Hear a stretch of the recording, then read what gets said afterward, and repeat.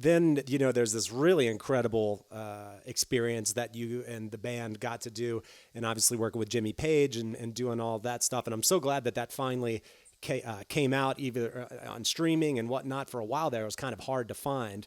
But I love listening to that stuff. And I was just curious, man. I mean, in the preparation for that, knowing that, and then knowing sort of the force that was John Bonham, how did your preparation go? And even just working with the bass player, because John Paul Jones was so crucial with his sort of walk-in style that was maybe more anchored as opposed to someone like John Entwistle, but still melodic and flowing. And the way that he and John Bonham worked together is just fucking magical. So, like, was that some work? Yeah, Sven and I got together a bunch, just the two of us, before we did full rehearsals, for that tour in the fall of '99. Yeah.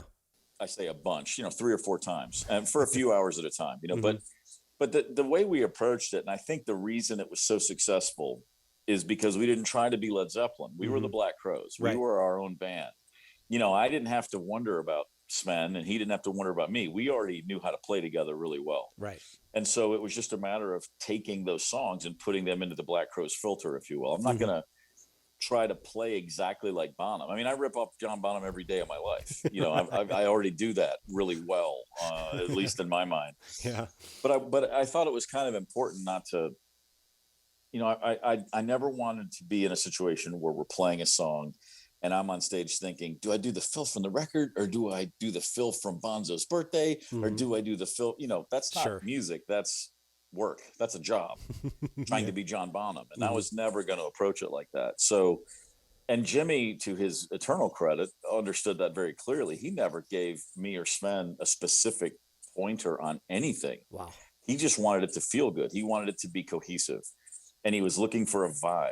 And he might say, let's push that a little, or let's pull that back. But that's the note to the whole band. It was never to just me or to Sven or to, it was just very general stuff. He knew that we were capable of doing the job. He liked the band. He didn't feel like he had to come in and give us any real tips. It was just a question of, does everyone know the song? We did the album versions. We didn't listen to bootlegs and come up with the coolest.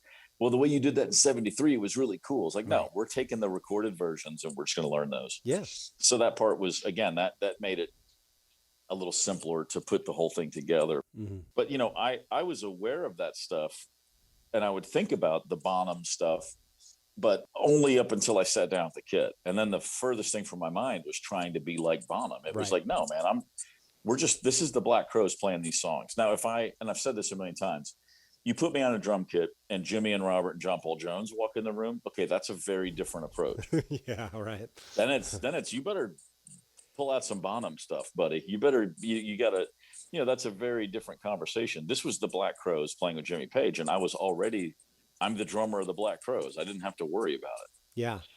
Which is not to say I was flippant on any level. I mean, I was dialed in like a mother, but the point was, I didn't have the Bonham thing hanging over me at all. Yeah. I mean, and you mentioned sort of that heightened collective, really uber present sense that you can have in playing music, and that collective experience, which is so amazing. Were there not moments on some of those gigs where you were in that, and then at some point you look over and realize, holy shit, Jimmy Page is on the stage? Oh, sure. God, yeah, man. There was a moment, every night where it took a few songs, but it would just, like, you could just feel when Jimmy had just hit this place. Yeah.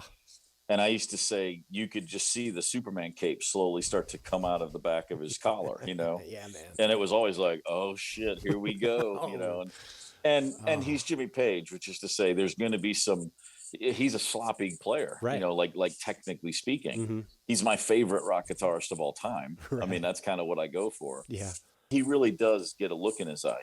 It's just like, he's just gone, man. He is going for it. Yeah. And you have two choices. You can either hold on for dear life and go with him, or look kind of silly up there if you back off. You just cannot hold back. I mean, I think when I listen to those tracks, if I ever hear something from Live at the Greek, my first thought is, man, nobody held back. We were just trying to kill it. Yeah. Like every second of every gig was like a sprint, and it was really fun. When we went back the next summer in 2000 with him, we definitely all made a conscious effort to pull it back and groove more. And I Mhm. think we were. I think those shows were more what I would be interested in generally. But when I hear that live album from '99, the energy and the exuberance is just undeniable. Oh, unbelievable. Yeah, man. Yeah. The version that y'all do, a Custard Pie, is like if I listen to one track, I love so much stuff off that performance, but it's something in particular about that version of Custard Pie. It is fucking slamming, dude. Oh, we're right on. I'll have to check that out one of these days then. Oh man, it grooves so hard. It's so good, and it's always a classic groove, classic, Bonham, just the whole band, and the y'all's Yeah. interpretation of it, and what is and what should never be. So many songs off of that are just it was a band on fire, undeniably. Yeah. Well, I will say it was pretty funny the day I called my guy. I was with Zildjian Cymbals, and I called my buddy and I go, "Hey, I need a gong."